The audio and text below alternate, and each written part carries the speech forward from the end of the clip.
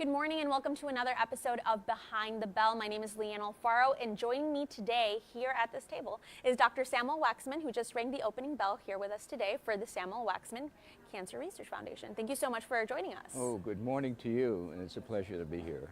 Well, thank you for joining us and on such a momentous week for the foundation too. So could you tell us first of all a little bit about this event that is coming up this weekend?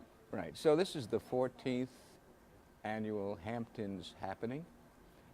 It's going to be this Saturday night, starting at 6:30, and it is really considered one of the most exciting events on the east end of Long Island, where we're going to have so many incredible chefs and wines, etc., and great music, country music, and we expect this will be the best one we've ever had.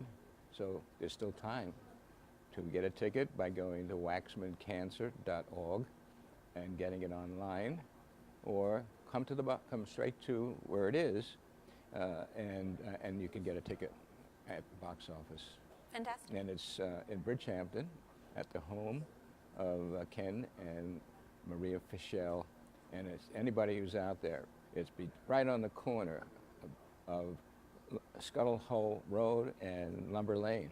Perfect. So come and join us. And we can drop a link below as well so that people can go directly to it. So this event has really helped get funding for our research program, and over the years has raised well over $1.5 million for directly going to cancer research. Fantastic. That's fantastic. Now, Dr. Waxman, tell me a little bit about your journey to getting involved with the foundation and what the foundation focuses on today. So you focus on, as the name indicates, cancer research. Right. Well, I've spent my entire life as a physician scientist. Dr. Sam means both doctor taking care of patients and doctor in the laboratory. And in treating patients over the years, I've always felt that we could go into a different approach to treatment other than the commonly used treatments such as chemotherapy, radiation, etc. And so I started my lab trying to get this concept across that cancer cells are vulnerable in a way that we can make them become more normal-like and not affect the normal cell because it's already normal, but a cancer cell becoming more normal-like, that cell would then behave like a normal cell, get the information to do its job, and die. And we call that differentiation therapy. Mm-hmm. So along with my hat as Dr. Sam with patients, I had a great opportunity to treat patients, and one young person at 17 years of age was treated successfully for Hodgkin's disease, and his uncle came to me one day in my lab, and he didn't know anything about my work, but he now found out that I'm Dr. Sam, the scientist as well. And being a businessman, he asked me how I finance this. And my answer was that we have to raise every penny to support this lab. And he was shocked as a businessman. He said, well, isn't it supported by Mount Sinai, where I was working at that time? And I said, no, there's very little money for research at Mount Sinai or any place in this country. The scientist has to raise their money by getting grants, generally from the National Institutes of Health. And then his next question was, so what happens if you don't get your grant? So I said, you're in deep trouble. You have to cut down the size of the lab. So he said, don't you sell your research? And the answer for me to him was, no, we didn't sell our research. We published our research. We're trying to make impact to enable us to get better treatments for cancer. So he said, had you ever thought of having a foundation? And frankly, I said, Barry, it never occurred to me. Here I am, just starting out in my lab. I'm an assistant professor. So he said, well, I think you should have a foundation. And very quickly, the next day, I get a call from him. He come to our business, which is right near here in the fashion industry place, and meet my father-in-law, and he'll help you get a foundation. Long story short, I showed up the next day into a showroom, a group of men, And obviously, his father-in-law was clearly the boss in a very Damon Runyon appearance. And he said to me, Barry here, my son-in-law, says you do good work. What do you say? I said, thank you. Barry here said you should have a foundation. And I said, well, that would be really helpful. He said, so let's make you a foundation. He says, now 2 minutes. 2 minutes.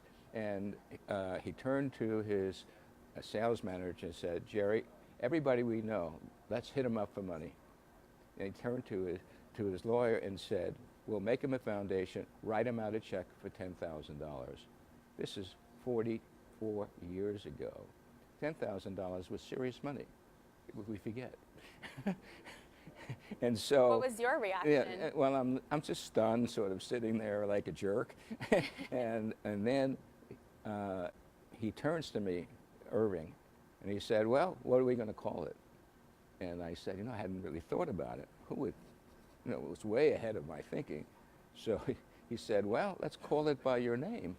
So I said, no one knows me. He said, well, one day if you do good work, they'll know you. Very smart guy. And then the last thing he said to me, so what's your name? Believe it or not, he didn't know my name. So it was basically done on instinct, gut, which made him an extraordinary businessman. And that's how it got started. Oh, that's fantastic. Yeah. And today you work with so many researchers Correct. yourself. So how do you decide the researchers that you work with Right. and people that will get this Right. funding? So this has developed over a long period of time. And what I found that what we needed from the very beginning was collaboration between scientists. For a lot of reasons. It's like any other business. This is a multidisciplinary group of people. When you talk about cancer research, it requires many disciplines. And if you don't bring them together in a kind of a pool, it takes much longer to get from A to B. The other problem is people working in one silo can't get out of it because funding is so difficult. They get known for that one thing they do, and it's very hard to go to something new. And so they need seed money to go to something new.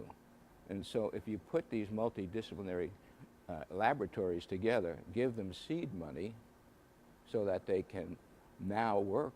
So A becomes a partner with B, B becomes a partner with C.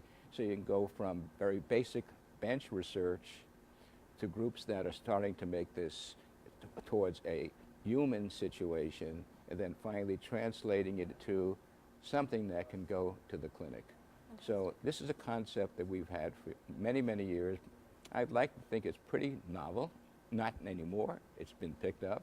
So we established an Institute Without Walls, and we're presently funding 30 different research laboratories throughout this country, a very big presence in China and in Israel. And so the goal we have is, again, to identify abnormal genes that don't work well, show that it is causative in some way of cancer, why, how to correct it, treatment. And it's been a very successful thing. These people are selected as being experts in the field. They have to be very proven, with already supported and recognized by the National Cancer Institute. They're heavily vetted by our scientific advisory board. They have to collaborate with one another. They have to publish together. They have to share their lab data before publication. And they show a commitment. From a business point of view, we give a relatively small amount of money to each person so that they have groups of 2s and 3s. And we're merging laboratories with budgets sometimes as much as $5 million. Wow. So you can see how this is leveraged. If we're spending $5 million a year, we have well over $50 million of people, research, working together. Wow, that's fantastic. Yeah. So not only are you bringing some of the world's best expertise, you're Yeah. also enabling transparency and people and researchers working with each other. Yeah. So tell me, Dr. Waxman, after learning about how important funding is, how can people get involved? How can they contribute to the foundation? Well, most of our funding is philanthropic. We do, we actually work a lot with foundations. So if anyone has a foundation of their own, whether it's a family foundation or a trust or you already having a larger foundation, we really seek collaborations between foundations. So that type of support is really important.